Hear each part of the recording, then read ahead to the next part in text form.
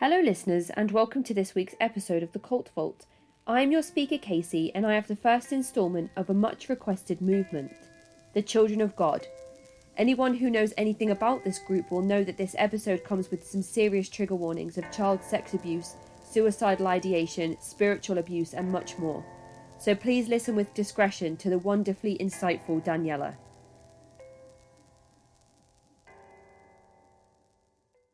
So hi Daniella, and thank you so much for joining us today. We're going to be talking about a subject that I've come across quite a bit, but haven't had the chance to speak to anybody yet who is an authority on the subject. So thank you so much for joining us today. Would you like to start by introducing yourself? Sure. Thank you for having me. My name is Daniella Mestinek Young, and I am, quite complicated, but I am a third generation survivor of the religious sex cult, the Children of God. And I am a U.S. Army veteran. I was an Army captain, an intelligence officer, and one of the first women to do deliberate ground combat, which really was infiltrating into a whole other kind of group within a group. And now I am an author. I'm an author and a speaker. I have a book called Uncultured coming out next year. I'm also a graduate student at Harvard studying organizational psychology, which is really just, why do groups exist and why do humans do the things they do within groups? At least that's how I'm applying it. That is some introduction. That there is so much to unpack in what you've just said, and I am really looking forward to getting into all of it. So let's start at the beginning and talk about who are the children of God.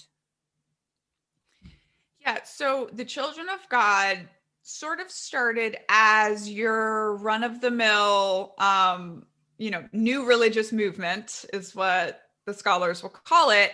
And in the late 60s and early 70s, as people may or may not know, there was a lot of that going on. There was a lot of sort of disillusionment of that generation with what their parents, who'd grown up through the 30s, 40s, 50s, right, and sort of survived all of that, had built in the world around them. And so we saw, for many reasons, a lot of them social justice reasons, right? We saw like the hippies and Summer of Love and all that. And so in 1969, a man who was he was this 50-year-old sort of failed preacher, son of a big woman evangelical pastor, revivalist pastor, and he'd tried to start his own churches a few times and to not much success.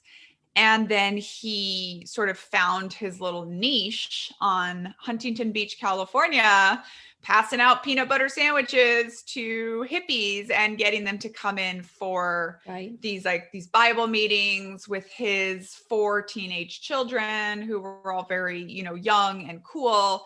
And he started really doing this different thing. He called himself a prophet very early on and had this big beard and would dress in sackcloth and was this whole message about, how Jesus is a revolutionary and Jesus is counterculture and Jesus is everything that the hippies were looking for. And he sort of, in my opinion, very expertly used this kind of searching nature of everyone, which incidentally is the one thing that researchers have found is the one quality of people that join cults is those people that are seekers, same thing that makes us lifelong learners, right, in normal world. But he was able to get, these whole groups of hippies to quit drugs, quit all the other things that was going on, and just get high on Jesus. And that's how it started. And he very quickly recruited thousands and thousands of people that were giving up everything, what they called dropping out of the system, which was, the name for the outside world, and coming to live in these communes. And then the beliefs evolved. And I guess I'll pause there and see if you have another question.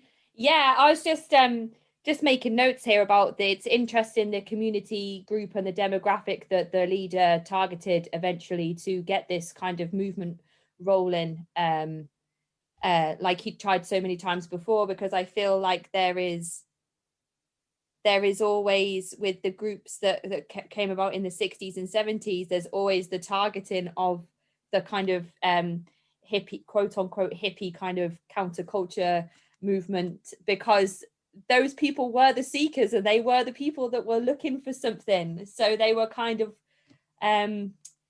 almost ripe for these types of charismatic people to come in and promise them something that sounds absolutely amazing. So it's interesting to hear of another group that targeted hippies themselves. But and it's almost this interesting parallel, that I've seen in my life, which is like when we look at the American military and the people that end up in the military, right? It's a lot of times it's people that were just looking for a way out of their life, like the world they were raised in, for any number of reasons, right? There's this idea that it's only poor kids that join the military, and that's definitely not true, but it is definitely people that are like looking for something different and willing to make this huge drastic change in their life to go be a part of a group and put on a uniform and have a mission, right? That gives them this sort of greater sense of purpose. Yeah, and absolutely. Yeah. David Berg, to his credit, did that very well in the early 70s. And that's the name of the leader of this movement. That was the leader, yes, David Berg. And he, like I said, very quickly set himself up. He was the prophet of God. He spoke to God directly. We were the chosen people. He called himself, his first name was David, so he called himself Moses David, and then became Mo. And our lives growing up, and we'll talk more about that. But he was called Dad by his followers, and then eventually called Grandpa by the children that were born in that world. And that's interesting as well, because I've recently just finished some coverage on the Anthill Kids, and the leader of that movement, he also wanted to be addressed as Moses. So there is obviously something in that as well that comes with the territory of being one of these super controlling, charismatic leaders. Absolutely. You have to set yourself up as a prophet. And, if you want sort of the unquestioning obedience that cults rely on, and you have to, the easiest way to do that is to align yourself with some sort of already existing scripture, right? Mm-hmm, and you see this done a lot, and you see this in cult think, whether it's in an actual cult or not, but it's very easy to use a story people already know, a verse people already know, and just tweak it just slightly, or just corrupt it just a little bit so that people won't notice. Yep. And we'll talk about how he did that with the golden rule in the Bible to create a sex cult. Right. Okay. So there's lots of manipulation of scripture and using the words written in these holy books to justify sort of the things that were happening in this group. Okay, interesting. So you mentioned that this group started to pick up thousands of followers. So does that mean that it wasn't contained to the area it started in? Did it start to kind of expand and grow throughout the States? Did it grow throughout the world? Yes, absolutely. So let me walk you through that, because it's also how my family gets involved. So it quickly began to grow, larger than they could contain. And of course, it's important to remember that nobody sets out to build a cult. Like, quite frankly, nobody's just that smart. So, he's building this group of all these people, and sort of realizes like, oh, none of them want to go home. Like, they believe this, they want to stay with me. Like we're building something cool here.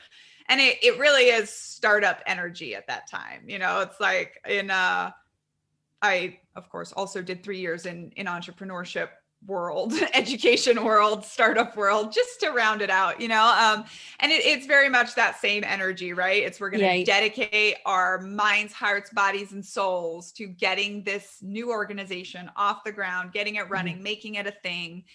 And so he moves his followers to Texas, where there is this man named Fred Jordan, who has a big radio station at the time, all religious sort of preaching stuff, and who thinks he's great, and who's like who's sort of willing to like partner with him as he's starting up his thing. It actually very much reminds me of when bin Laden moved to Afghanistan and got involved with Haqqani, the leader there, who was like, yeah, okay, you're kind of like a weird startup kid, but like, I'll give you a chance. I'll throw my lot in with you. And that was sort of, what David Berg did. And so Fred Jordan gave him this huge ranch that they called the Texas Soul Clinic. And this was, think very much sort of Waco, the Branch Davidians, just like dilapidated, sprawling, where you're just stacking teenagers, because that's really what they are at this point. You have they were recruiting very, very young people, right? So you're talking like 16 to 25-year-olds. And so my grandfather gets involved. I believe he's about 22. He's one of the few people that joins with a college degree in finance. He's a CPA. And so he immediately gets sort of sucked up right into the leadership. And my great grandmother, so there was this whole group of parents who supported the children of God, right? Because they liked their lost, drugged out hippie kids getting involved and getting high on Jesus, as David Berg called it. And so my great grandmother, her name is Mrs. Ingersoll, she becomes quite famous in the cult because she donates a house to Berg. Wow. Okay. And it's actually this like very nice house that Berg goes off to live in while all his followers are like in this sort of awful compound. And I'm not saying it was a quid pro quo deal, but it was very much my great grandmother's daughter, who of course becomes my grandmother, had a history of sort of mental instability and illness, and just was a difficult teenager. And my great grandmother was more than happy for her to sort of be offloaded at 17 or 18 to follow this man who was trying to do good things in the world, and this community that was going to take care of her. And my grandparents were already together at the time, so she was sort of essentially following her older boyfriend into this. Right. Okay. So I thought that you were going to say that once your great grandmother had kind of passed this property over, that's how your grandparents met, but they're actually already together at this point. So that's how your great grandmother becomes aware of the work that David is doing through your grandfather joining the group and at 22. Yeah. That's probably 80% accurate. That's what I know. Okay. That's how I understand it, I would say. And I can't believe she just gave over her house. I suppose at that time, though, having the responsibility of caring for a child with additional needs must have been extremely difficult in those times, because a lot of the conditions weren't even recognized, or if people had, no idea what level of support needed to be in place, or medication or intervention and all that type of stuff to kind of help families to work out methods of how to support people with additional needs. Yes, exactly. And if you think about it, what the teenagers in the 70s were going through, like a lot of that is not that much different than some of the millennials or Gen Z is going through now. I think there's a reason we're revisiting all these same social issues. There's a reason some of us say the 2021s are going to be the decade of cults again. Yeah. But if you think about it, like these hippie kids, like they've grown up with so much trauma in their lives, and a world that, their parents had survived world wars and depressions and all of this stuff, and, weren't getting treatment or care or therapy or any of that on their own. And then they raised this generation that's sort of, all sorts of not even necessarily messed up, right? But searching for like this Absolutely. world we were raised in, this is not it. This is not right. This is not what I'm spending my life just in the rat race, right? Like I'm going to go do something that matters. Yeah. And when you meet a charismatic person that promises to deliver all of those things, through the purity of God's work as well, quote unquote, then obviously that's going to sound appealing to a certain group of people who are looking and searching for all of those things. So it becomes very easy to see how these groups manage to almost rewire the brains of their followers during this period in time. And it is scary when you say that we are on the brink of a second surge of kind of cults and coercive groups, because every time I do research, all I keep hearing is that the world is rife for new religious movements to come through and take over the space that the groups did in the 70s and 80s. And obviously now we have the internet culture to go along with that as well, which is terrifying. And if I think about it, it gives me sort of existential terror. So I try not to too much. Yeah, I mean, so, you know, and I guess to put it in a little more context, right? If you think about it on a large scale, right? Anytime there's big societal change, you're going to have these people sort of creating new spaces, right? Yeah. New ideas, new things, new thoughts. You know, I think a lot of what my book is creating new thoughts and new theories about group behavior. And and that in and of itself is not bad, right? Creating new organizations, creating new things. It's when you add isolation, right? So you take a bunch of seekers and then you add isolation of thought to that. That's when it starts to become harmful. And I truly believe that's in any group, right? So I see it, you know, I've seen it in the military, I've seen it other places, but that's what's happening now with silo culture in the US. And President Obama warned about this in his last address in office to the nation after, of course, the huge surprise upset of the Donald Trump election win. And let's face it, like that man was the perfect cult leader from day one, textbook. I've been yelling about it from when I knew he was going to win the election to now. And you know, President Obama warned us. He said, like, we are living in silos. Like AI and technology is making it so that you don't have to see or hear any other voices that you don't want to. And that is exactly how people get radicalized. And that is exactly how, you know, circular logic works. And it's safe and it feels nice to just only be surrounded with people that think exactly what you think.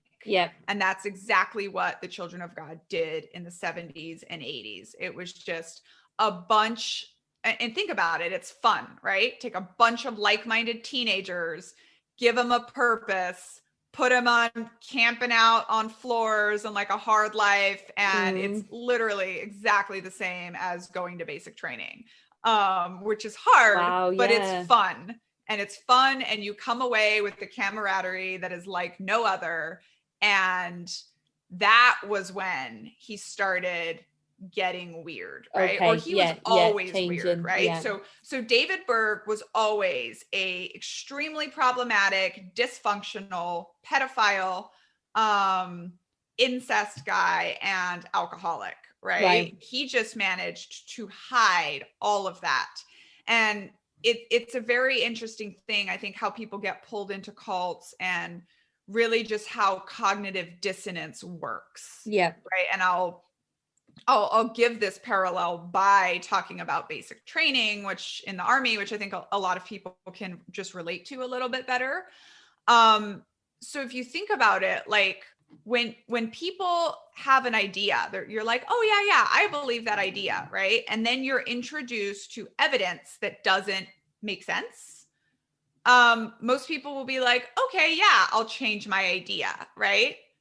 Unless, because that's like cognitive dissonance is uncomfortable for us. So when we find new information that contrasts an idea or a value or belief we already hold, a lot of times we can just change that belief or value. But when you've been too public with it, right? Human beings want to avoid embarrassment and being wrong publicly as much as possible. Yeah. So this happens to people in basic training. Everybody, I would believe that if you did a survey, right? Everybody that gets to basic training at some point is like, what did I just do with my life?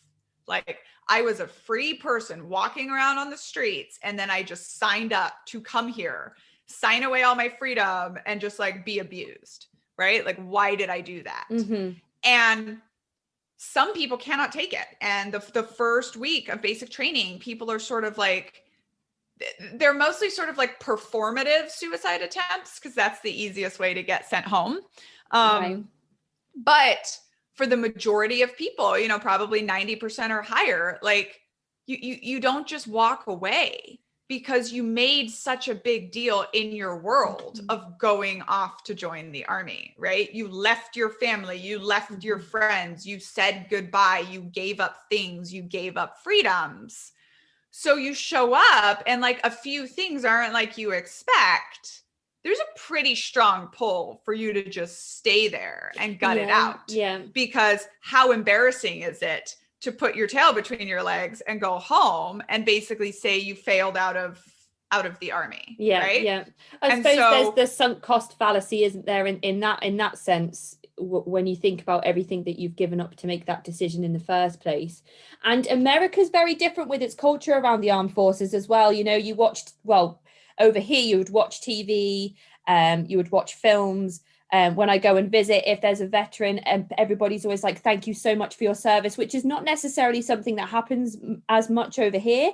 So that pressure as well for the respect that you get from your countrymen in America, it's almost like you have that pressure from strangers and people you've never met before to kind of stick with that journey as well, and not be, you know, not have to say, well, actually I went to basic training and I never completed it.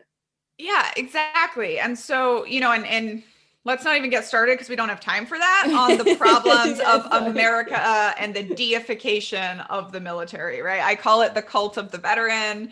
It is extremely problematic. Hey, that has a good ring to it. And I think that there could be some publishing potential in that title as well. Yeah. At least an article or two for sure. But there's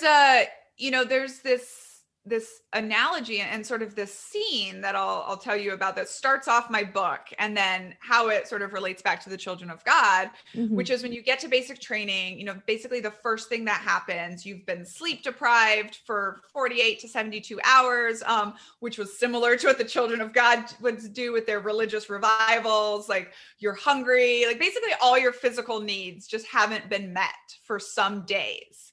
And then you get off this bus and everyone is shouting at you, and you have this 50-pound duffel bag with all of your gear, and you have to just hold it above your head for about 2 to 3 hours, right? And it's literally a physically impossible event. Nobody can do it. It's so ridiculous. You're just dropping your bag, you're getting yelled at, you're picking it back up, you're sweating, you're crying. I mean, it's just ridiculous. And my opinion, knowing that basic training was designed by organizational psychologists to break you down and then build you back up as a team, is that that's exactly what this is designed for. It's such a ridiculous event. If you think about it, like, Casey, would you ever go outside and just hold 50 pounds above your head for 3 hours? Like, no, you would never do that. It's a completely ridiculous thing for a human being to do. So why don't you just drop the bag and walk away? Right. And then it's because of that group mentality is already at work on you. And I suspect, and one day I will do research to this effect, but that the second you don't drop that bag and walk away, you have now bought into the group. Right. And now there's a psychological principle that is proven that applies, that human beings will do anything to be part of a group, accepted part of a group that they volunteered to join. Right. And so this is exactly what you have happening in the children of God in the 70s, is that all of these people have done exactly that, right? They've left their friends and families. I mean, it was complete, total cutoff. Like, if they are still in the system, We do not talk to them. God said, no man having put his hand to the plow and looking back is fit for the kingdom of God, right? So all they're doing at this point is living in barracks. There's no sex, there's no drugs, there's no drinking. They're just all day long memorizing the Bible, the scripture. Like, you're not allowed to have an idle mind. Another big tool of programming. And another thing they also do in the military, like, there's no downtime. Like, you are always in a pair. You always have a buddy. So you can't question, you can't doubt. If you think of kind of like the Handmaid's Tale, where they always have to be paired up and go somewhere on their own. I don't know that I was ever alone till I left the cult. Wow. And you always have content going on in your brain, and you're getting sucked into this. And then and you're getting, sort of to your point, that high status, high profile thing, right? You forsook all, they call it, to go become a missionary, right? And people get value. That's what they call themselves. They call themselves missionaries. People get value out of that. So in the 70s, really, Berg starts to realize, I think, that he that people are drinking his Kool-Aid. Right. Of course, he's also drinking his Kool-Aid. And this is very important to know about cult leaders, is that they believe it too. Yeah. Nobody is that good of a diabolical manipulator, right? Like, they believe it too. Mm-hmm. And so he starts with a lot of the sexual chicanery that has been going on in his own family, right? He's already been abusing his own daughters. He's already been forcing his sons to let him have sex with their wives. Right. And he starts to roll that out to the public. So the first thing he does is he banishes his wife that's his age, right? His 50-year-old wife, as she's not right with God. She's gone. She's the old church. God has told me to bring in the new church, and brings in his 20-year-old secretary, who becomes Mama Maria, and who is currently still the leader of this cult, who took over after his death. But she becomes a big part of it. And then when he sees his followers are fine with that, he starts to up the ante, and he starts to essentially pimp her out to other men to attract more converts. And I think this is done very cleverly. And if you look at entrepreneurship, when you start a new business, you have to differentiate yourself. You have to give yourself what they call the unique value proposition. And Berg realizes that sex is his thing. Right. And so he literally does this just out loud in public. He calls himself the sexy prophet. And please, if you're listening to this, go Google a picture of David Berg. No, that honestly, that just made my stomach turn when you said that. The farthest thing from sexy you can possibly imagine. But he takes the story of Adam and Eve, and you remember how we were talking about, you take a well-known thing that people aren't going to question, and he says, the original sin wasn't sex. Right? The way churches have tried to say it was, which I don't even know if that's true. But he says the original sin was, questioning God, disobeying God, right?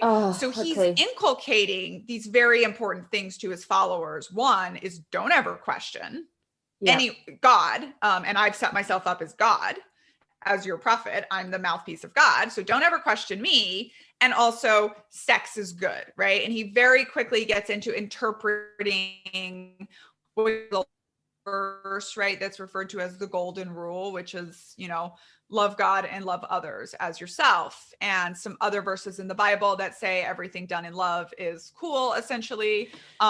St. Paul saying all things are lawful, but all things are not expedient, which he eventually uses to justify pedophilia.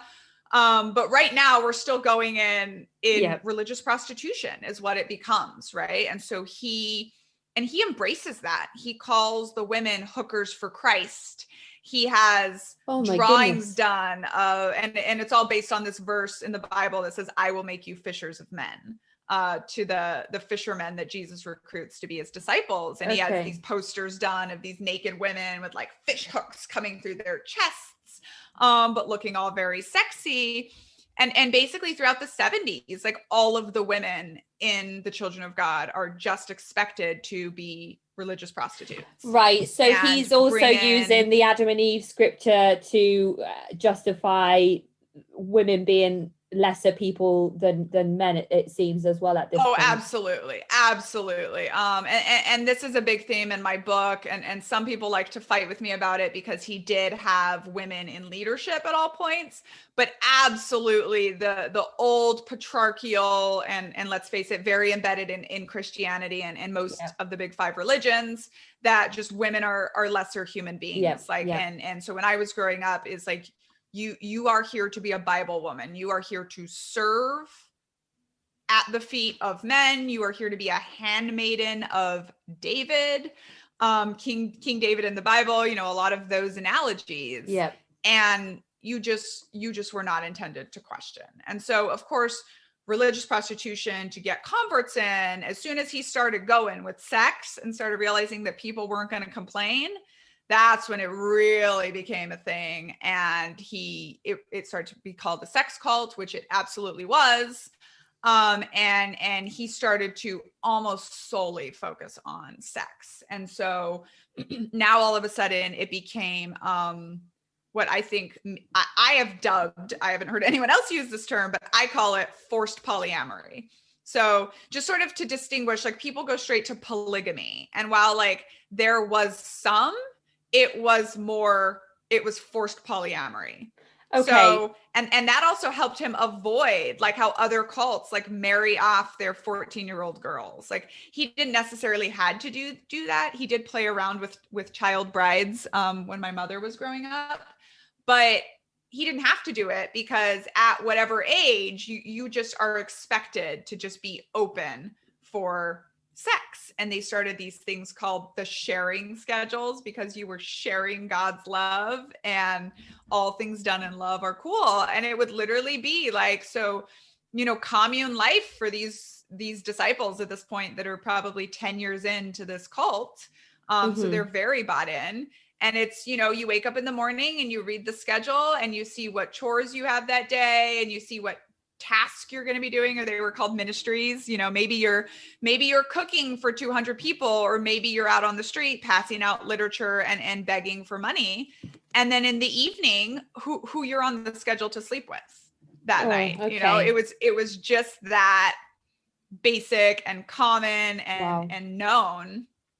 And then of course the problem comes when kids start coming in, like, not that there wasn't a problem before, because as soon as you mix like sex and power dynamics, and I firmly believe that any organization that starts telling people who they can and can't sleep with is just setting up for very cult-like problems. And if you think about it, most religions, most organizations, and most of our cultures try to dictate sexuality, or even legislate sexuality, right? And I think that's always problematic, especially when you have this very disturbing power dynamic where you really can't say just because they were adults they were all choosing it, because at this point, like, we're well past that. However, children start coming in, right? And so I mentioned that I'm a third generation, right? My grandmother and grandfather are in the cult at this point, and so my mom is born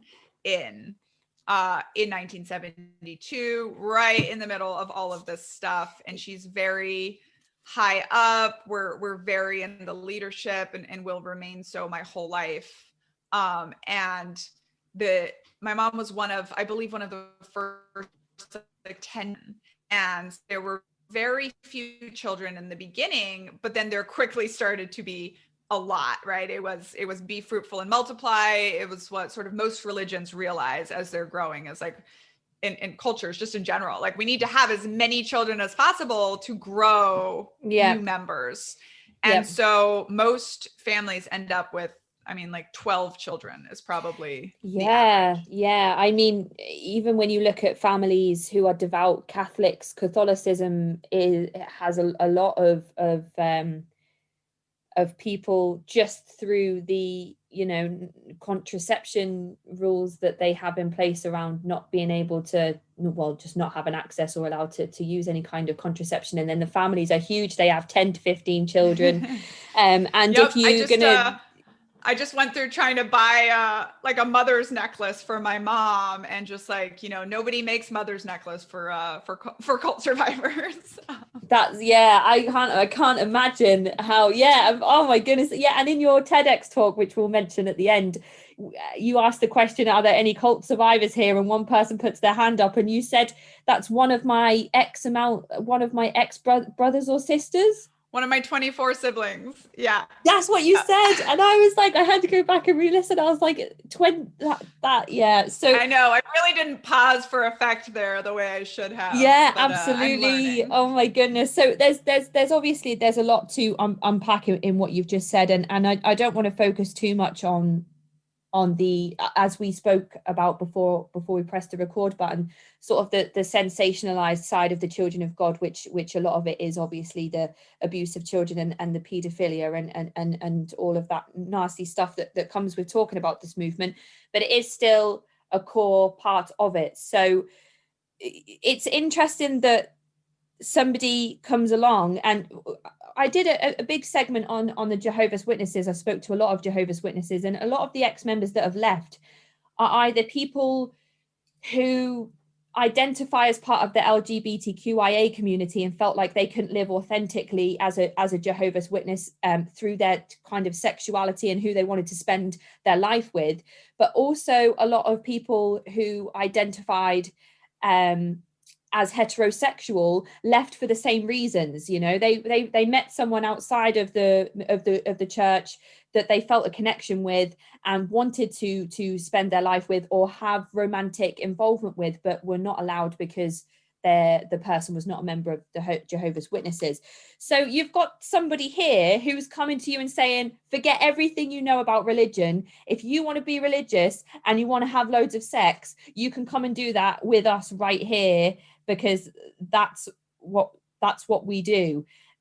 So that is like, it's putting those two juxtaposing things together and saying like, you can have everything that you want and it's not a bad thing. You don't have to feel sinful. You can have a relationship with God, with Christ, and also be involved in the bounty of all these women that I can promise you, which is so hard to wrap your head around. Yes. And if you think about it, it's genius, right? You can come in and you can be as passionately religious as you want to, and still also sort of have your sexual playground. That's the idea of it, right? Of course, in reality, it's a lot more mechanical and just gross. And, it's never, it's like the same thing, like when people think when they go to like a nudist beach or something, right? That it's just like a bunch of beautiful models walking around naked. And it's like, no, it's a bunch of normal people just sort of enjoying nature.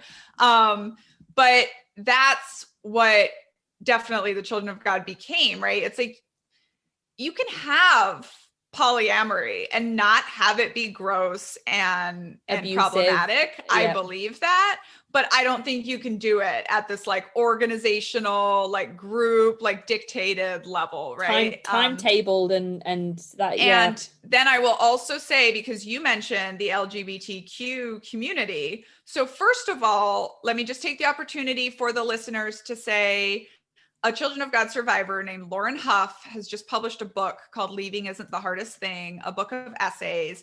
And she was also born and raised in it, second generation, so not third generation like me, but she was born and raised in the Children of God. She also served in the Air Force, and she's also a gay woman. And she talks about, right, like her struggles with that. Okay. And so Berg did draw the line at homosexuality.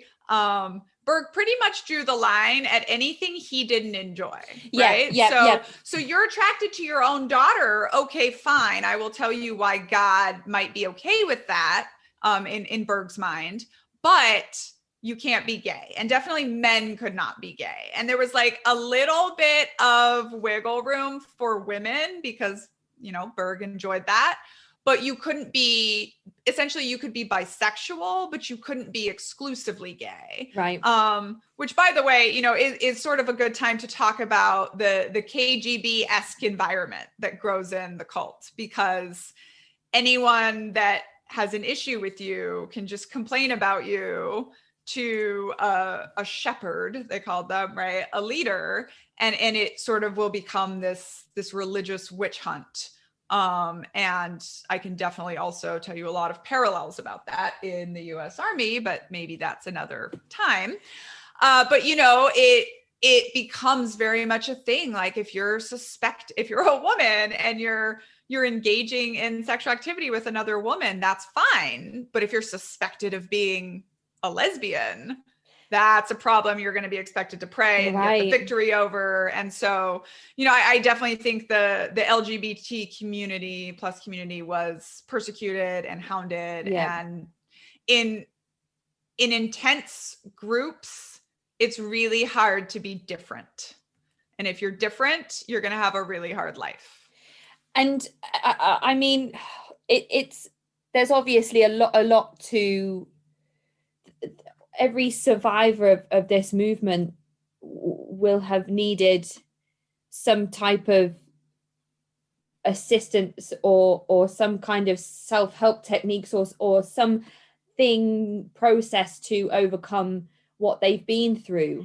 And I can't even imagine where you would start with something like that. But to be a woman like Lauren and to identify as part of that community group and then be forced to sleep with somebody of the opposite sex is like a whole other layer of I can't even begin to comprehend how that would affect somebody's psyche on top of the abuse that they're already being subjected to. So it must be a really eye-opening read. So I'll definitely post a link to that book in the episode description, because I think that might be of interest to some of the listeners. And yes, it's very good. And her whole title, right? Leaving isn't the hardest thing. It's like all the work that you have to do after you've been through that.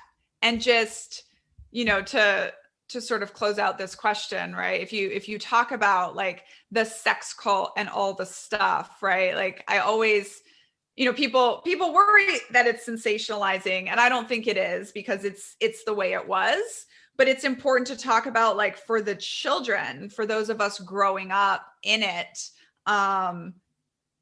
it wasn't just the actual physical, like, sex or abuse or anything that was going on. Like some people, depending on where they grew up, like they maybe didn't actually get sexually abused. And if you talk to different Children of God survivors, some people like me will be like, absolutely 100% it was a sex cult. And other people will be like, no, it's just a little bit weird, but we were fine. But I think the important thing to note is that it was in everything. Sex was the doctrine. It was in the literature. It was in the games we played as children, like you'd clean up the house after dinner when you're playing mommy and daddy, and then you would go off and make love, And so there was no way around growing up in an absolutely over-sexualized environment. Yeah. And it seems as if the overall vision, which unfortunately did seem to come to fruition for David, was for him to live out his horrible sexual fantasies. He just had to get everybody else on board and believe that it was okay, and then he could just live his life with everybody's blessing. So the whole point of it at the end, it doesn't seem to be directed towards helping his community in any way, just for him to be able to do what he wanted to do, because society, obviously typical society, would not accept the themes and doctrine that he was trying to bring to the followers. And that's unfortunate, because as you said, when it started out, when everybody, when you had all the teenagers sleeping on the floor and he's talking about building this utopia, you can see it in documentaries around Jim Jones and the People's Temple. People were ecstatic to be part of that community, to be part of building something that they thought was going to be better than their current life and all the bad things in the world. And they thought that they were going to be part of something that was going to be positive, that was going to be better, that was going to be good for the world. And they're just has to be that one person that takes it too far and spoils it for everybody and changes the vision and the concept, and right. then And the everybody's problem exploited. is, yes, and the problem is that the original followers, for the most part, they couldn't see it, right? Like the cognitive dissonance was too large. Yeah. So to your point, like he not only built a world where he could do whatever he wanted, he built a world of 10,000 followers who the next revelation after, religious prostitution was send me videos of your young daughters dancing sexy, which, this is one of the sensational pieces that does make the news all the time. And then it was send me your daughters, right. And so my mother was one of 14 little girls that were sent to the prophet for training. My mother was one of the oldest. She was 13. The youngest was 3. And the two of the girls included were his own daughter and his own granddaughter. And he married them all in a, not legal, but religious ceremony. And the mother of the 3-year-old was the one who ran the ceremony.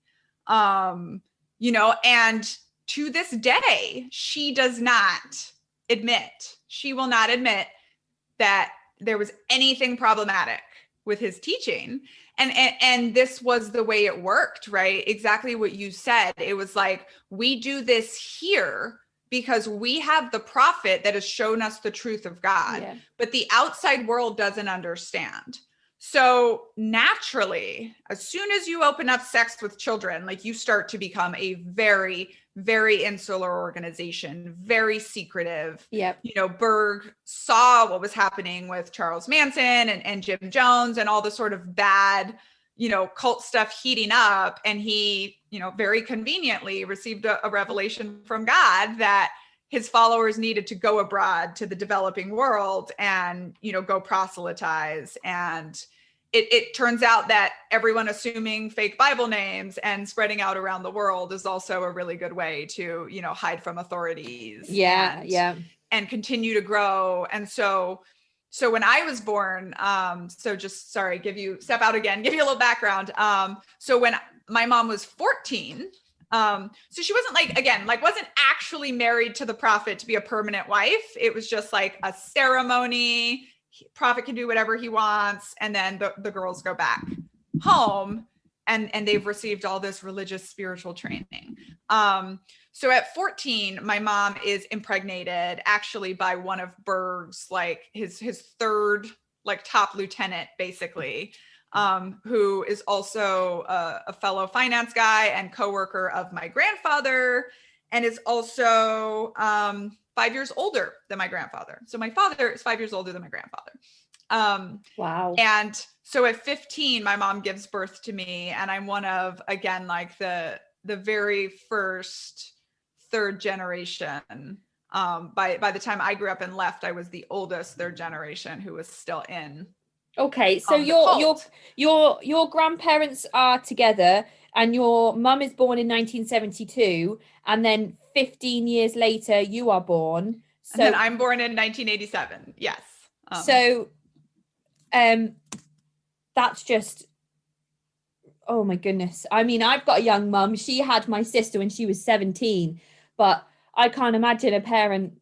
I mean, is your body even fully developed enough at that point to be pushing babies out? Absolutely not. I mean, there must absolutely be not. So much danger. And my mom has, I will say this, my mom has, she does her duty to God, and she has children every couple years. And by the time she's 30, she's on her 7th baby. Whoa. And let's also mention, we were not well fed, we were very poor. And she has her 7th child has spina bifida, which is a body depletion birth defect, essentially, right? Mm-hmm. It's you lack the right nutrients for your child to develop. Mm-hmm. And obviously science is still learning all that stuff, but in my opinion, like you said, you can't start at 14, pump out 7 kids in 14 years and sort of expect there not to be any and for yourself to be okay as the parent as well. There's all sorts of stories about, you know, babies get smaller each time, and there's complications with the mother, and she's at risk of all sorts of complications through labor, because we had a lot of birth defects, and we had a lot of learning disabilities, and those children were very, very not well treated also, you know, in the cult. So, you know, I will say what happens when you're growing up in a cult is you don't get a childhood. Like you're not allowed to be a child. Like you are a perfect little soldier of God. And so from day one, you know, Berg's doctrine was 6-month-old babies are old enough to be spanked for misbehaving, right? And like everyone at all point has to be a perfect soldier. And I describe it now as a grown-up and as a mother of a very lively little 5-year-old. You know, the biggest problem with our lives wasn't even the abuse. It was just institutionalized life and no spontaneous moments of joy. Like, yeah, absolutely. You're never allowed to be a child. And even when you were, like, even if one adult took you outside and said, run around, go crazy, have fun, there is no guarantee that another adult is not going to come out and get angry and punish all of you. And you just have to take it, right? So our childhoods growing up were just a mess of trying to follow every single rule, when you don't even necessarily always know what the rules are. Yeah. And that happens with a lot when there are children involved in these types of movements. And I've spoken a few times to people who are second or third generations of their particular group or movement, and we speak a little bit here and there about having to mourn the childhood that you didn't have, which is a very real thing.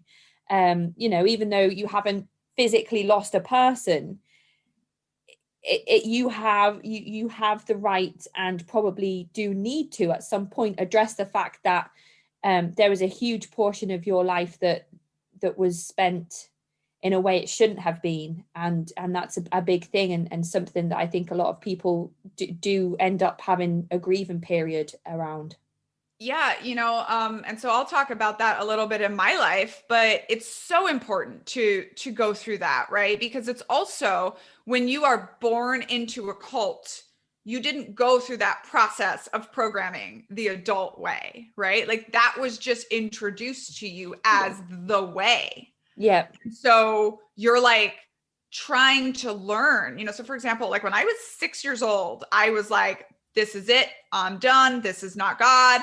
I'm an atheist, essentially, right? But I didn't have the words for all of that. The only thing I could think to myself at the time, we called it the family internally, right? And so at the time, I was like, I don't care if I go to hell for leaving the family. Like hell's gonna suck, but I'm not doing this. You know, like that was the only thing I had to think.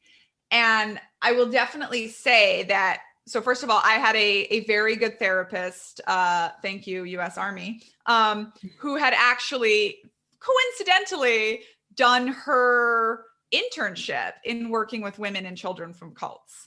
Yes. And she is the one that told me that. She is the one that told me, like, you have to find, like you build, when you grow up in a cult, this also kind of applies to like children of important like politicians or generals or whatever, right? Like in any of these careers, diplomats, you know, where you're considered an extension of your parents. And you're always supposed to, you know, we were supposed to be perfect little missionary kids that always just shine God's light onto people. And so you keep yourself perfect, right? So I get out, I put myself through high school in 2 years instead of 4. I put myself through college. I graduate valedictorian. Yes. I joined the Army. I'm the fastest runner. I'm the best at everything. And that's not a good thing, right? And that took me, like, the world sees it as a good thing, but it took me many, many years, and actually reading this book called Third Culture Kids, to realize that like children that come from these situations, like we're obsessed with school because that's where we get love, like that's where we get attention. Like we're obsessed with being the best because that's what we were taught to do. And it was interesting, like through the process of, so I've written a book and we'll talk more about it, but it's a memoir called Uncultured, and I take you through all of it. And people have said to me, gosh, it's amazing how you can just write like a 6-year-old little girl. And I was like, well, as I was writing it, I had a 4-year-old little girl who looks exactly like me and is very much in personality like me. I call her the do-over baby. And I see, it's been such a different experience for me, kind of seeing again from another angle, like one, why my childhood was so miserable, because I'm just an ADHD, like can't be controlled in an institutionalized environment kid, but also exactly what you said, right? That like, I never had that childhood. And so I'll give you this moment, I was dressing up my daughter to go to a unicorn princess daddy-daughter ball in the military. So this beautiful little girl is dressed up like a unicorn princess, and her 6'2" blue-eyed dad is in his uniform, helicopter pilot, and they're going off to the ball. And I was like, I was being the normal American mom. I was taking all the pictures. I was doing all the things. And as soon as they drove off, I kind of like automatically thought to myself, like, as I was like going back to work, I was like, oh, remember the days when life was just being 3 and going to a dance with your dad? And then I was like, nope, I didn't have that childhood, and I immediately, right? It was one of the first times I think I noticed like being triggered, like that bad and that hard, to where I was like, I need to go call friends and watch comedy. Just going to combatively drink and be a cult kid, and it really is a lot of that, right? Like the learning and the acceptance. For me in my 30s, it has been the acceptance of the fact that I was born in a cult. Somebody broke me. They stole my childhood. And no matter what I do, I never get to fix it. No. I'm always going to be kind of this shattered glass vase that was put back together. And I've put my life together with a lot of care, a lot of intentionality. I have a beautiful, wonderful life, but I still, parenting through it, it's been its own therapy, and it's been hard because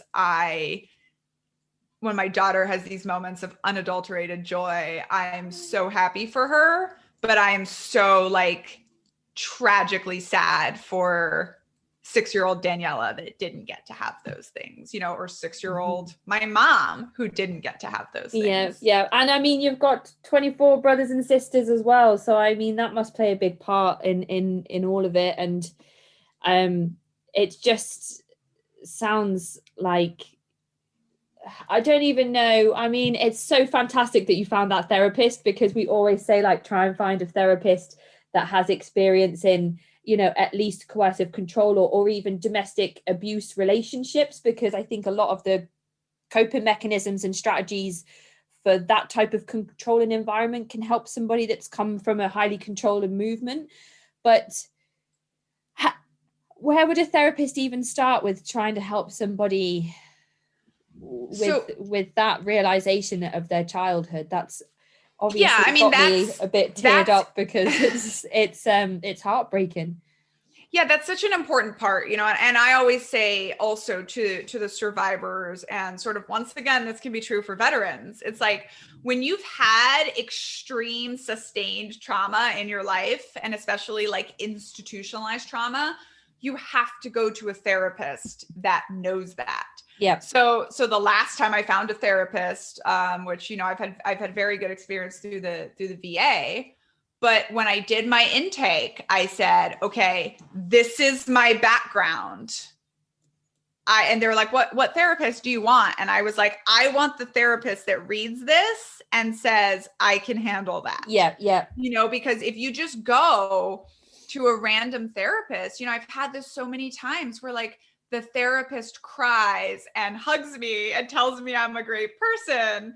Not that that's a bad thing, right? But it's just like they have no idea how to deal Absolutely. with that Yeah. level of trauma.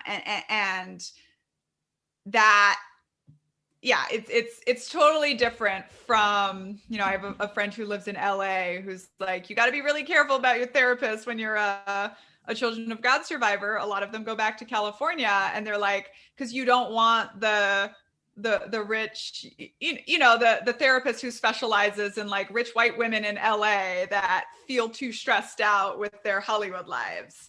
You have to find someone who's really in depth worked with extended trauma. And I had very good success with working through my trauma when I find the right therapist.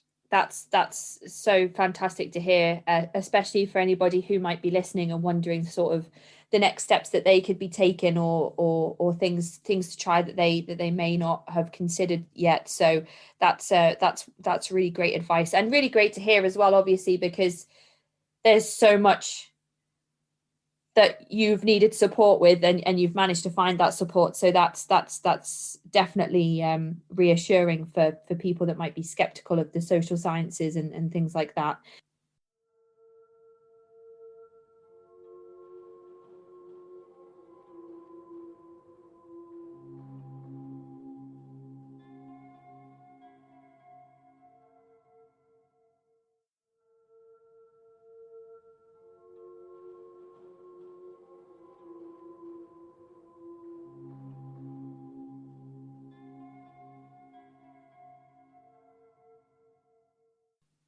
I mean, you mentioned in your correspondence to me that you were around 15 years old when you managed to move away from the group and get yourself kind of away from the Children of God.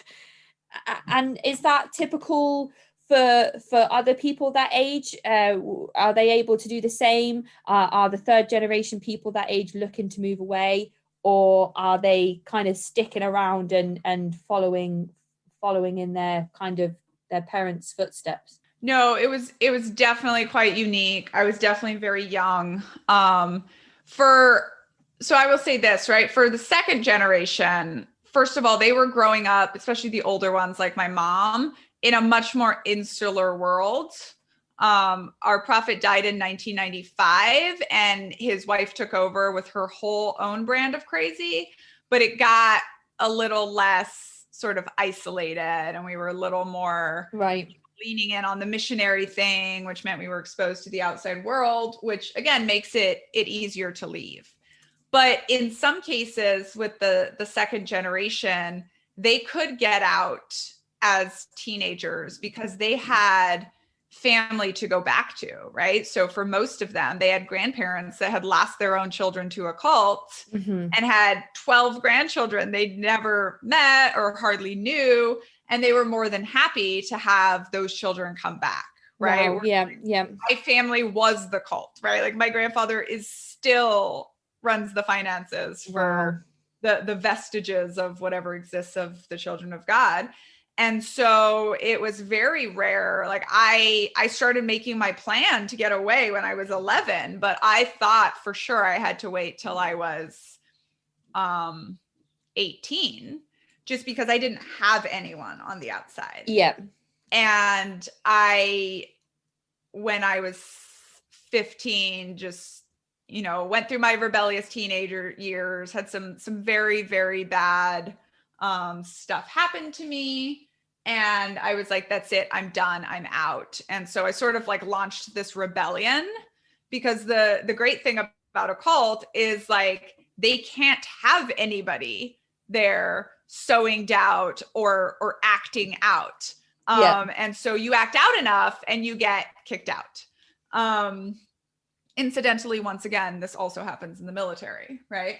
But so I was sort of invited to leave or excommunicated when I was 15. And fortunately, because I mentioned I have so many siblings, and a lot of them are through what I call cult math. So my mom was married at 20, was married to a man who was 40 and had 7 older daughters. And so I had a stepsister who I had literally met only 3 times, who had already left the cult, and which we called the family, right? So she'd already left the family and she was living in Texas. And so when the leadership realized that there was no longer a place for me in that world, right? And basically what that looks like is at 15, I was forced to choose between my religion and everything I knew and like my desire to literally go to high school. Like that was my big rebellion, was I wanted to go to high school and college. And of course we were essentially a no schooling organization because Jesus was coming back and you didn't need an education. Okay. So I launched my rebellion, wanting to go to school. And then my stepsister let me essentially come crash on her couch, and she would be my guardian while I was just thrust into a world I knew nothing about. Wow. Oh my goodness. To go to mainstream education when you have like no experience of education and be interacting with people outside of, interacting with the system, as the family would have called it. I can't imagine again how that must be for somebody. And are they not scared that you're just going to leave straight away and tell everybody what happens inside the commune? How does that work? So yes and no, right? So definitely, I will say I have a whole chapter on this in my book, about when I get to high school and I show up to enroll, and they look at my passport and my social security card, which are like the only 2 pieces of information I have. You know, I have no school records, I've never had a vaccination, and they're just like, we can't enroll you, you don't exist. You know, and so that was just a process in and of itself. And I would say, yes, they're worried, right? So at first, when I started causing trouble, it was get her out of here. But then I think they realized like, oh no, like I was famous in my own right because, well, one, it's a small community, but we were in this commune that was in charge of making like propaganda videos, essentially. Okay. There was a lot, you know, if you read on the Children of God, it was like there was a lot of literature, a lot of videos for internal use, and then a lot of for selling on the streets and stuff like that. Right, so just like religious kids videos and stuff. And so I was a basically exploited child actor for the first 10 years of my life. Okay. And so, and my dad, or my stepfather at the time, was a very famous, like he was an illustrator and musician.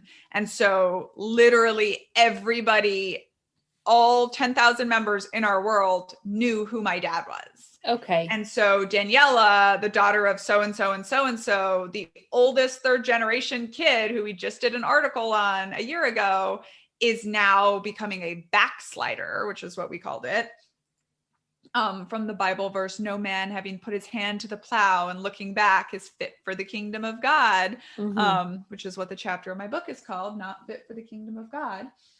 And so they did try to kind of like, it was funny, they had this whole campaign to like cycle all these like young women leaders through who are like my mom's age, so like 26 or whatever, 26 to 30, like cycle them through and try to sort of convince me, reinvigorate me to stay. And once again, I had a similar experience when I decided as a captain that I was going to hang up my hat and get out of active duty of the U.S. Army. And you have a lot of leaders that try to convince you to stay. And those 2 experiences were pretty parallel for me as well. But then at the same time, I would also say, no, they aren't that scared, because first of all, it's pretty freaking hard to build a platform where people will actually listen to you. You know, I've been actively doing it now for 5 years, and it's only now that I have the book and am getting the interviews. And trust me, both cult people and military people are scared about what's going to be in the book. But they also, cult-wise, like they're so insulated, and it's so easy for them to be able to just be like, well, don't read her, don't read the book. Yeah. So every time somebody would leave and would go off and do like a big expose, it was just demonize them inside the cult, and nobody will read their stuff. So, very significantly in 1993, this man goes on Larry King Live and is talking about the cult. And it's an episode called Preachers or Pedophiles or something. And he admits, he's trying to give Larry King the depth of what is going on still at the time. And he admits to, being forced to have sex with a 10-year-old girl because the leaders sort of made him do it. And at the time, his name was Watchman in the cult, and he was completely demonized. He was public enemy number one. Everything he said was a lie. And a few years later, he took his own life. So that was proof. And of course, it wasn't a lie. What he said was true. And my mom was the girl that he was talking about. Okay. And so my mom, in the cult was like 20 or 23 at this time, and she's watching it and she knows it's true. Yeah. But she's also being told by her leadership that it's all a lie. And that's wow, the level of cognitive dissonance and control that they do have over. And that's like extreme gaslighting as well. Like, absolutely. You know that this physical encounter has happened, but it didn't actually, because this man's a liar. That's another thing hard to wrap your head around, that concept as well. So I don't understand how there were never, or maybe there were, and that's the next question to ask is whether there were. And I know a lot of these compounds have now moved overseas where laws are different, and people that leave a group in another country and kind of move back to the States or may not be whistleblowing in the same way that this man did on the Larry King show. But were there never any raids or any law enforcement investigations that came about from people leaving and saying this is what's happening inside these compounds?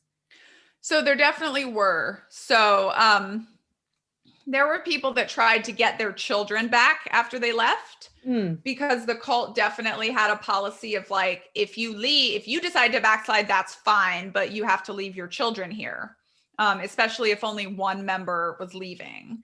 And so some people basically did it. They were like, I have to get out for my survival. And then when they were out, they were like, oh, I need my children. And so they came back and they tried to get custody. And that's usually what led to the legal battles. Right. And so there were raids in London, and there was a big court case called, you can find it, it's called the Decision of Justice Ward, where in the end, the Children of God won all the court cases, and they proved that they were not proved in heavy quotations, of course, that they were not a dangerous environment for children. And this is where, religious freedom starts to get really sticky. And this is why ultimately this is why Scientology called themselves a religion, right? Because you are so protected, especially in the United States, by the concept of religious freedom. But it's also important to note, and I do a lot of explaining of this in my book, that like we were raised to believe that the outside world was evil, that cops were horrible, that everyone was out to get us, and that no matter how hard our life might be inside the family, life in the system was so much worse. Right. And we had these doctrines called Deceivers Yet True, and these kids comics, Heaven's Girl and Victory in Babylon. Literally after this one big raid in Argentina, they drew up a comic book, which my dad was one of the illustrators, that was literally a script for children to memorize, essentially, about how to talk to authorities and how to lie to authorities about your life. And this is always the case for children, or nearly always the case for children that grow up in abusive environments. The outside is still scarier. You still love your parents no matter how difficult your life is. And so being taken away from them is still the hardest thing. And even when it comes to my decision to leave, like I said, I wanted to leave since the age of 6, or I started making my plan at 11, but I couldn't tell my parents that. I couldn't break their hearts that way. Because, at the time, you don't know you're in a cult and you're rejecting is the right thing to do. You are just I just don't want this lifestyle anymore, but I don't want to break my parents' hearts. No, and there's obviously been no opportunity at this point for you to interact with people on the outside, and also to do your own research on what is typical and what is not typical of somebody's childhood and safe environments. And obviously you knew at the age of 6 that something was wrong and that you weren't going to stay there and you were going to leave at some point. But until you have the opportunity to get some distance from a group and do your own independent research and learn and interact with people who have had different upbringings and different belief systems and different ideologies, you can't put all these things together until you have all of the pieces of the puzzle. Yes, and which you didn't have at the age of 6, or probably even at the age of 15 when your sister took you in. Yeah, absolutely not. And I have this moment in my book where I'm in high school. It's my first day of high school. And I've been telling myself for, a few weeks trying to fit into America that I grew up in Brazil, I'm from Brazil, I'm from Mexico, I'm from a different country. I just need to figure this out. And I just realized I was hearing these 2 teenagers have just basically a debate, a disagreement. And I was I don't know how to think like that. Wow. Oh, and it hit me this exact thought. I said, oh, I'm not from a different country. I'm from a different planet. And that is so much different. And yeah, absolutely. To your point, I think very importantly, most cult survivors that I know who were born and raised in it, they are not public with the fact that they grew up. And I know some people whose married partners don't even know about their background. Wow. And I did this. I'm a sharer, so my friends always sort of knew, but I wasn't really public about it until well into my Army career, a good 12 years probably after I left the cult. And to your point, what you said, it's you have to talk to other people. You have to realize there are other ways of thinking. And I really don't think that if you are closeted about your background, being in the closet is never a comfortable place. And so I struggled for 10 years where people just really didn't like me. And I think so much of it was because I was so weird and stuff about me was just off, but nobody could figure it out. Right. Mm-hmm. And I kind of had this amazing flip when I just started being public about it. And I just started saying, you know what, you guys, I grew up in a cult. And I've since realized that this applies to so many things, but asking someone to educate you is an amazing way to disarm them, right? Everybody loves to be an expert. Absolutely. So if you say some cultural reference and I don't get it, but I was going to ask about UK, that. Yeah, oh, have you listened to the new Beyonce song? And you'd be like, what are those words in that sentence? Because I didn't understand any of them. Literally the question that would send panic through my entire body in high school was somebody asking me what kind of music I liked. Oh my goodness. Which now you'll know because you follow me on Twitter. I have this thing I'm doing where as I'm writing each chapter of my life, I ask people to curate or give me suggestions of music to listen to. So I'm curating all these Spotify Playlists. Yeah, of, absolutely. music for these different phases in my life. But yeah, so I really think it, and it's, being public doesn't mean you have to write a book or be on the speaking circuit like I'm doing. Like a lot of survivors are like, well, I don't talk about it because that doesn't, I'm a lawyer or I'm a doctor or I'm whatever, a teacher, and that doesn't play into my life. Mm-hmm. But the thing is, like, when you are living a lie, it's really, really hard to make close connections. Yeah. Because you're always trying to keep track of what lie you told, essentially. Yeah. And I suppose on some level, people can sense, whether it's intuition or whatever word you'd want to put to it, that people can often sense when somebody's not being authentic. And I think sometimes people can take that personally and be like, why is it me that you're not being authentic with, or why are you kind of shying away from these questions I'm asking you? Is it do you have a problem with me personally? Everybody, it tends to take things, and I suppose that's natural as well, tends to take things on a personal level. So if you're kind of concealing that part of your life from people, they might think, well, if she doesn't want to be authentic with me, then I'm just gonna not get on with her, for 10 years. And then when you start to open up to people and say, actually, these are my experiences and this was my life, people are like, oh, okay, so it's nothing to do with me. Actually, it's all of these things that you've experienced. Yes, that's exactly it. And I do talk about this a bit in my TED Talk, where it's like 10 years in to being out of the cult, and like I was like, I just got to put my head down and survive, right? I just got to be successful. There's 10,000 people hoping that I'm going to fail and come crawling back. I will not give them that satisfaction.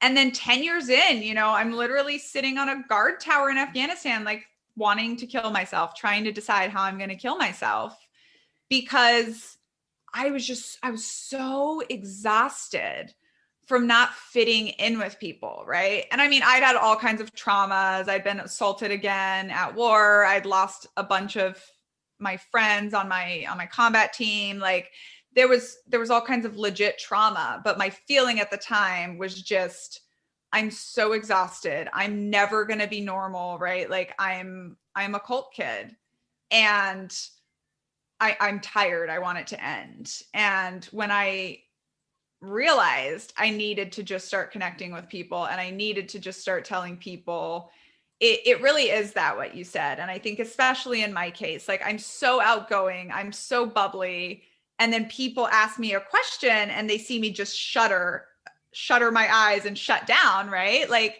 they don't understand why. But as soon as I start talking about my background to people, there was also this really beautiful thing that happened. And it started because a friend of mine told me to get the F over myself. I wasn't as different as I thought I was. Wow. Okay. And that was, it was a military colleague. So a little tough love. Mm-hmm. But that was really important for me. And I actually identify that as something that helped me turn the corner, because it's really true. And there's this phrase that I love from what we call a gold star wife, which is someone who's lost their spouse in war. And she said, everyone's worst thing is their worst thing. Yeah. And I have really noticed that, right? It's like, maybe people can't understand growing up in a cult, but everyone can understand trauma, right? Yeah. Everyone has had that experience. I describe it as, Casey, maybe you can't imagine growing up in a cult, but you can probably imagine being a 6-year-old girl and wishing you had secret fake parents that were going to show up one day and take you away to a different life. And that's why Disney is $1 billion industry, right? Yeah.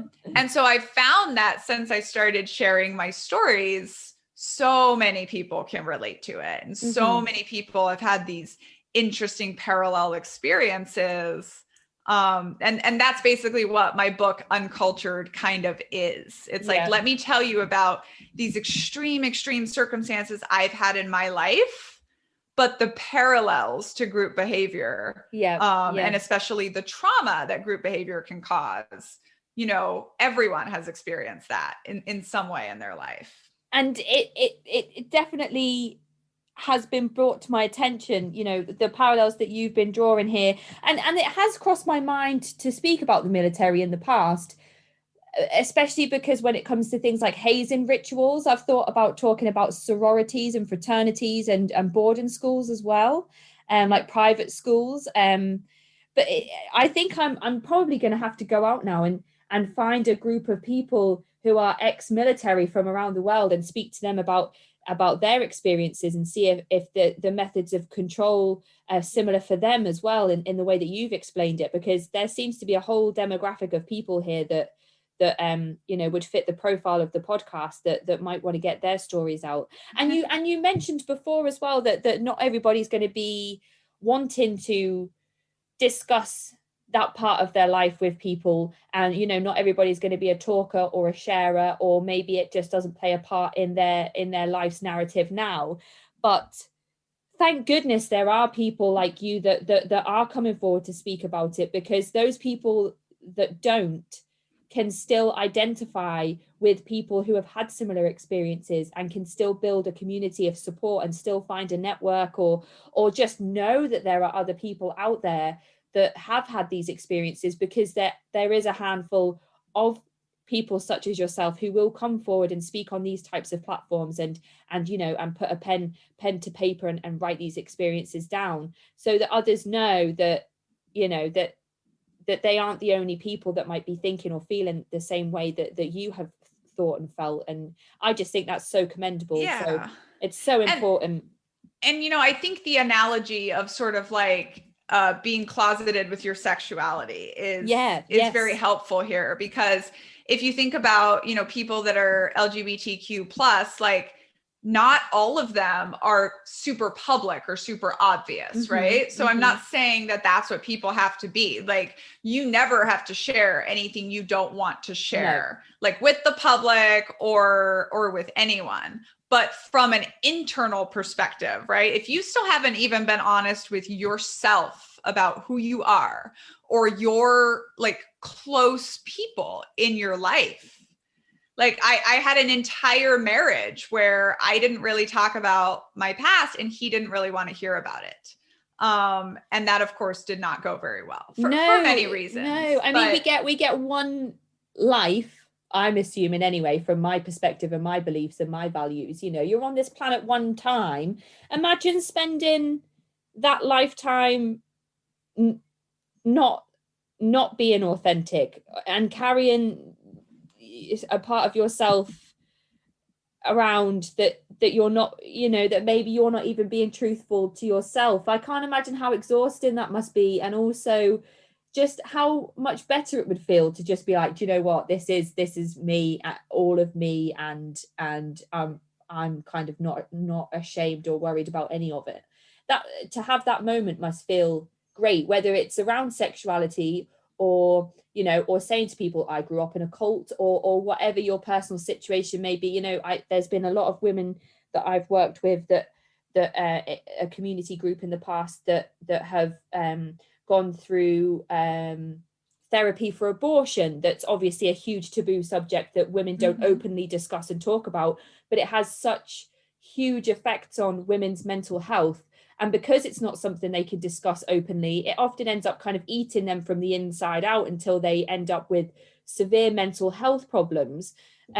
So even things like that, to just say like, I'm an abuse survivor, or I don't know, to carry something around and not talk about it, I want to marry somebody from, this who is the same sex as me. But I'm not going to do that. I'm going to marry someone of the opposite sex because that's what my church expects of me. I don't know. It's just, it must just be so tiring to live that kind of life. Well, and it's even, when you look at like women in the military, right? It's, in the US, we are at the unfortunate state of events where, being sexually assaulted in uniform is literally almost a hazard of duty. We're at 1 in 4, 1 in 3, 1 in 4, and we suspect it's 1 in 2 at least, right? Yeah. There must be so many people that don't even come forward through either fear or And it's or always denial even. Yes, and it's always been, as a woman who served, you're almost like expected to choose, am I going to identify myself as an assault victim, or am I going to be a proud veteran? And I got told this, like, Daniella, you're a captain, you're successful, you're one of the first women in combat, like, just stick to that. Don't talk about the cult. And even now, I think it's interesting with my book. I'm like, no, I'm doing both. Yeah, well, they're obviously I made history for women in the military. I have a medal from President Obama. Like, I'm a very proud veteran. Also, let's talk about rape culture. Let's talk about these experiences that women have in the military, and let's talk about them in public. And since I've been doing that, I mean, an unbelievable amount of both support, calls for change, but also other men and women that have experienced the same things. So I think when you start to open yourself and be vulnerable and refuse to let people put you in a box and tell you what to do with your voice, you start to meet other people who have shared these sort of same essential human experiences. And you can start to heal. And it's not to say that anybody that is kind of living with some part of themselves that they've decided to conceal or has to remain concealed for some one reason or another. It's not me saying, just open up and be honest, because I obviously for some people it's not as easy as just kind of just talking about it, or just opening up, or just being honest and truthful. There could be people in situations where that's unfortunately not an option for them. But I'm just coming at it from my perspective, and I always want to make sure that people know that I'm trying to be kind of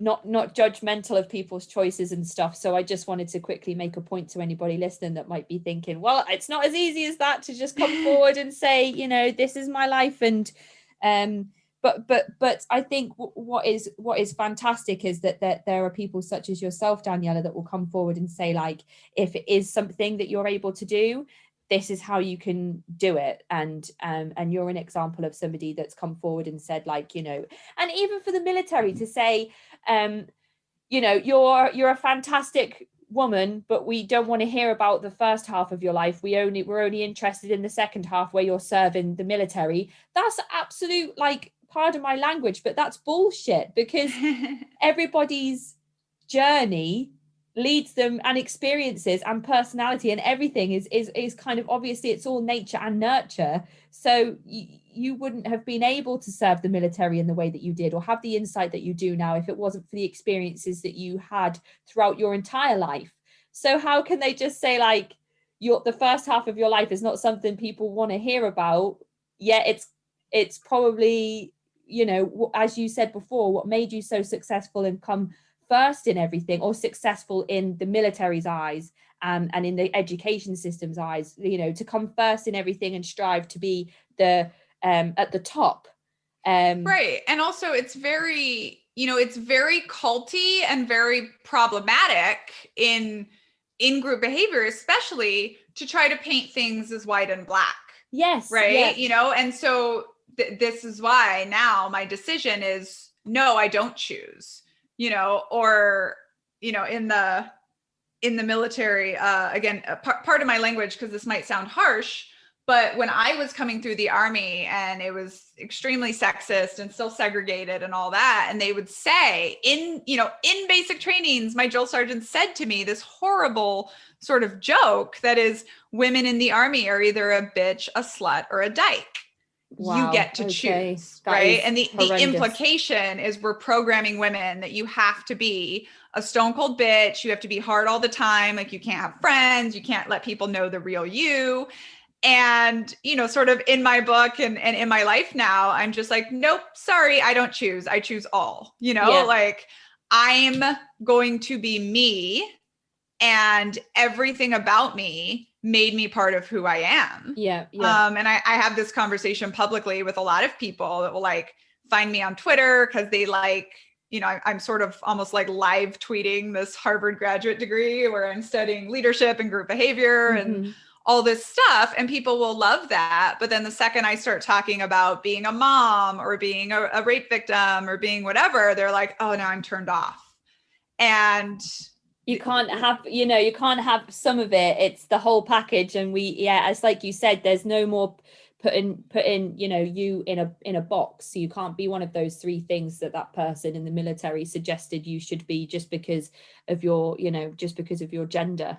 Yeah. And we especially do this to women, just like in our society at large, where it's like, oh, if you want to be taken seriously, if you want to be whatever, like you have to be this. Yeah. And just like, no, all of my experiences made me what I am. You have to be sort of hard-faced or cold-faced, or you have to sleep with your boss. And when he approaches you and says, I can do favors for you if you can do favors for me, you have to say yes, because that's the way women get ahead. And those types of things make me feel sick. Yeah. And what's so amazing is I feel like that's changing. And I feel absolutely, like definitely. The women that I see now that are the lieutenants and the captains that are, me 10 years ago are so powerful and so incredible and challenging authority and letting people know what is and isn't appropriate in ways that, of course, I, was not able to do.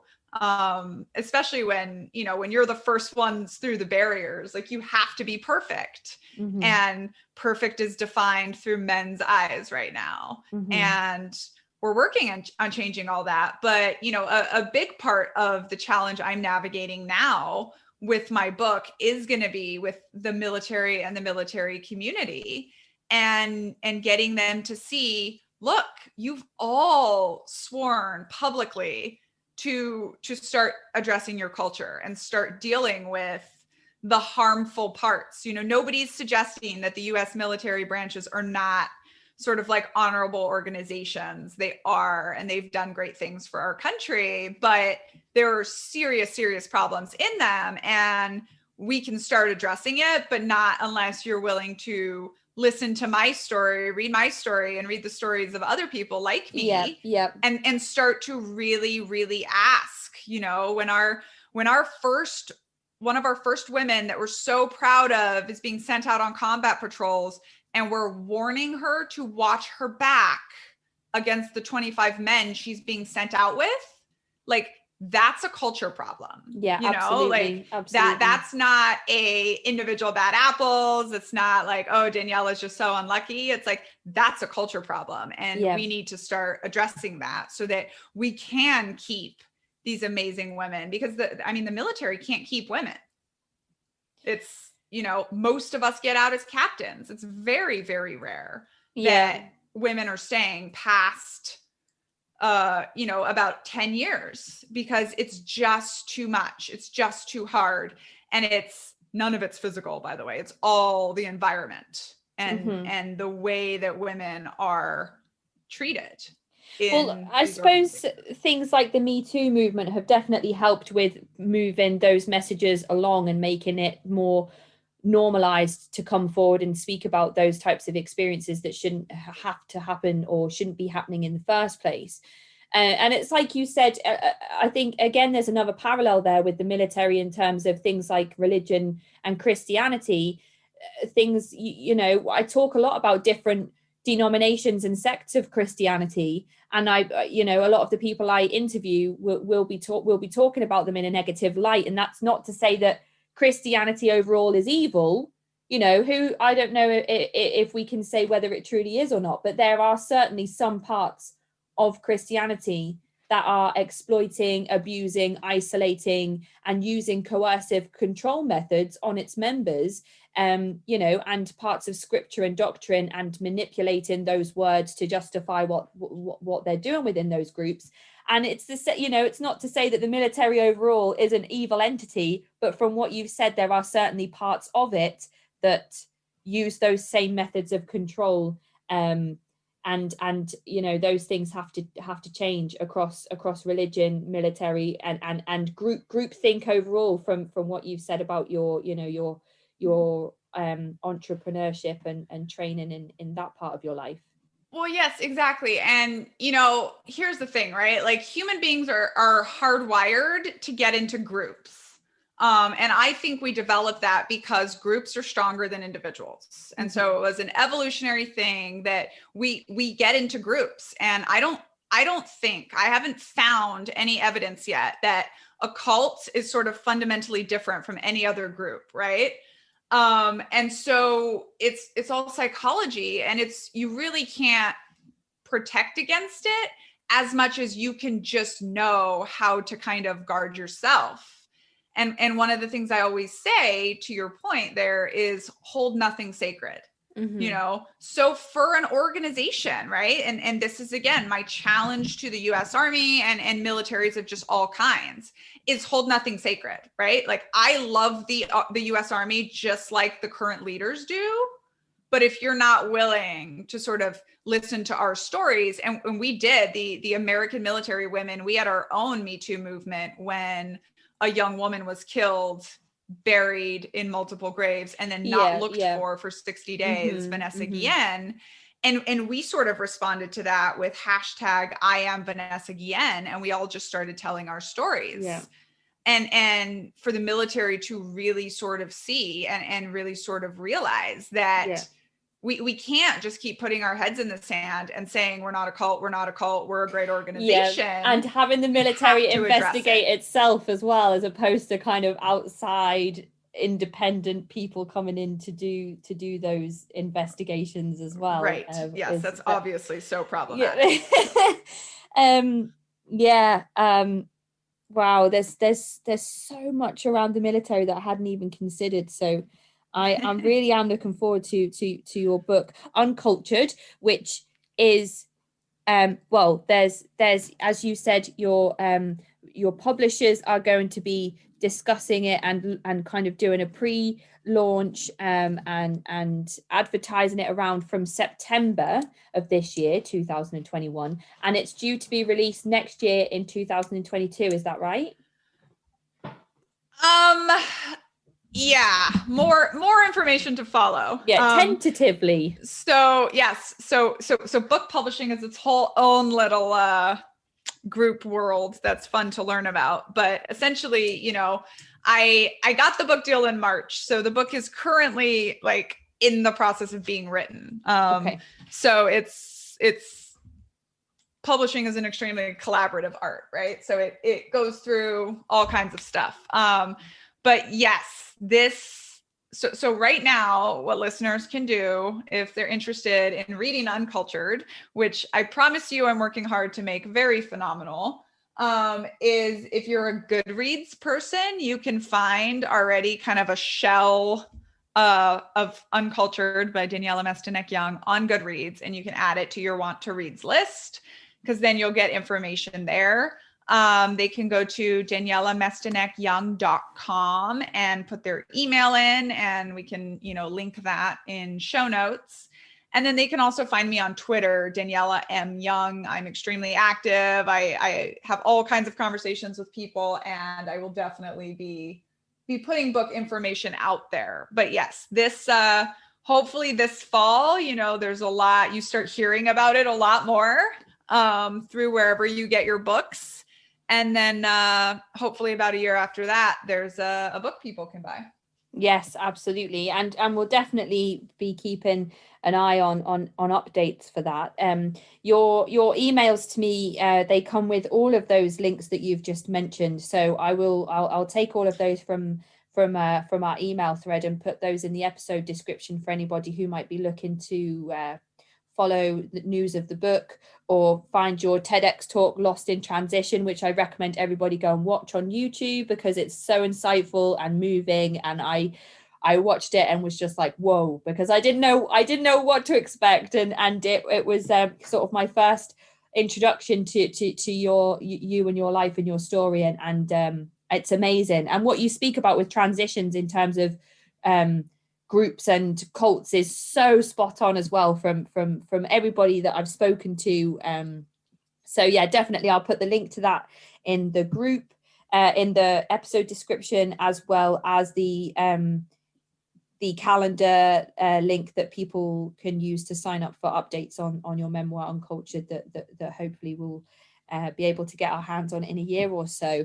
So my last question to you, Daniella, before we finish today, is to just ask you what advice you would give to people who maybe looking to leave their high control group or have left recently and are looking for what to do next, and what advice you might give to those people if they were to ask for it.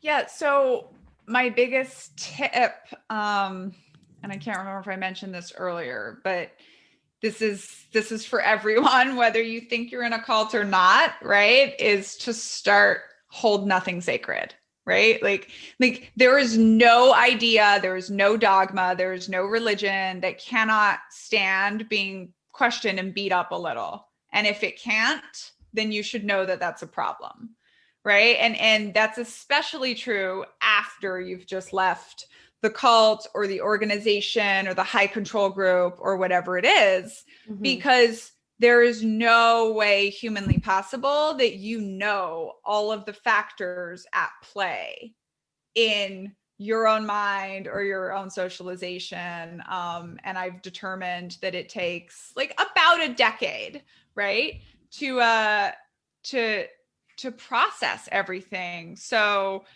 you know, my tips are hold nothing sacred and do the work. Whatever that looks like for you, right? But you need to read a lot of books. You need to talk to a variety of people. It doesn't necessarily have to be about your high control group experience, but you have to surround yourself with different people from different walks of life that challenge you and challenge your ideas. And that's really the only way that any of us are going to survive the increasing polarization and isolation of our world now. You know, hopefully we get a handle on technology and what it's doing to us. But right now, I mean, you can curate any feed of anything you're on to be an echo chamber. And so we're all, you know, the last chapter of my book is called The Cults Among Us, right? Like we're all in an idea cult of some kind, and or at least the potential to be an idea cult. And so unless you know that, and unless you can see the parallels, which is really what I hope my book will do, is show you the parallels between my extreme life and your normal life, and see where groupthink is at work in your mind, and then start to challenge it and just hold nothing sacred, read broadly, and do the work. Amazing. I think that's great advice. And we touched on therapy earlier and the types of therapy that people might want to look for and approach. And I just quickly wanted to ask you to speak about resources that might be accessible for second, third, fourth generation members of groups that were born into their movement, because I know a lot of the resources that I mentioned will be for people that perhaps joined their groups later on in life. And as a third generation member yourself, I just wondered if there was anything that you could direct people towards if they were born into their movement. Yes. Okay. So for everyone who's listening, there's an organization called the International Cultic Studies Association. That's very, very good. And you don't need to do anything to join. You can just get on their mailing list. And it's, you know, sort of an academic organization that does a lot of research around cults. But they have, or had prior to COVID, and I've not like attended this, but I think it's fascinating, is they do like yearly retreats for second and third generation members. And I mean, I think just knowing that second and third generation or fourth or whatever, like have a very, very different experience. And so if you are one, you have to honor that, and you have to go do sort of the same readings, start with the ICSA. There's also George Washington University has a very interesting program on extremism. And because we're seeing sort of like this confluence or this coming together of cult think and radicalization and extremism and white supremacy and terrorism and all of these things coming together right now. So if you're someone that's interested in sort of like learning about how that works, and I think for cult survivors, it's a very important part, is like learning why it worked on you. Those are two resources. And then I think a big thing for second and third generation survivors, and many people will say this, this is also true for veterans, by the way, it's like you have to find other survivors. You have to find, just like you have to find connections on the outside world and people that know your truth, you also have to find your group of people that grew up the same way as you, because once you get out of that, it starts to kind of seem like a dream, right? It's so extreme, it's so removed. And there really are, I have wonderful friends. I have a wonderful husband who's done so much work with me, but he can never really understand just the insanity of what my life was like. And so I have support groups of Children of God survivors, and we kind of, from all around the world, just keep each other going and give each other that validation of, yes, we really did experience that. It really was that crazy. And I can make the same analogy for like people that have been in a military and been to war, right? It's like, you do need people on the outside that can ground you to the real world, but you also need people who have been through the same awful things that you've been through, that can just understand you and can laugh about it and can give you their tips and can pick up the phone when you're suicidal or panicking and just not judge you.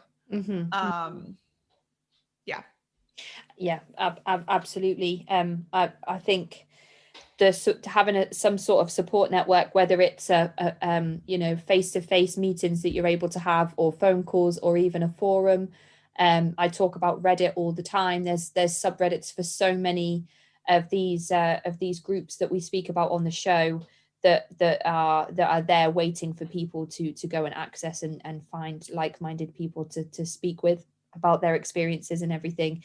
So thank you so much, Daniella, for your time today, especially, but for writing your memoir and your TEDx talk and all of the things that you're doing to be an advocate for others who may not be in a position to come forward and speak. I'm just so appreciative of you and your story and sharing it and coming here today and trusting me with your information and just making more of a safe space for others who may have experienced similar things. I always say that I think it's so commendable that people are so brave to come forward and speak about it, especially to somebody that they don't know personally, that they've never met. So I appreciate you and your time. I'm just really thankful. Well, you're quite welcome. And, back at you. Thanks for giving me the platform and for doing the work that you do. This is also important. And the more intentional we are about understanding ourselves and what's at play in our lives and our psychology, the happier we are going to be on our one go around the planet. Right? Absolutely. So. Definitely. Yeah. Well said. We will keep our ears to the ground and eyes on the screens for updates on your book, and I can't wait to share it around to my small platform when we get those updates. So thank you so much, Daniella, and I hope you enjoy the rest of your day. Thank you. Take care. Bye. That is the end of this week's episode. If you'd like to get in touch, please email me at cultvaultpodcast@gmail.com or follow me on Twitter and Instagram @cultvaultpod. I'm your speaker, Casey, and this has been the Cult Vault.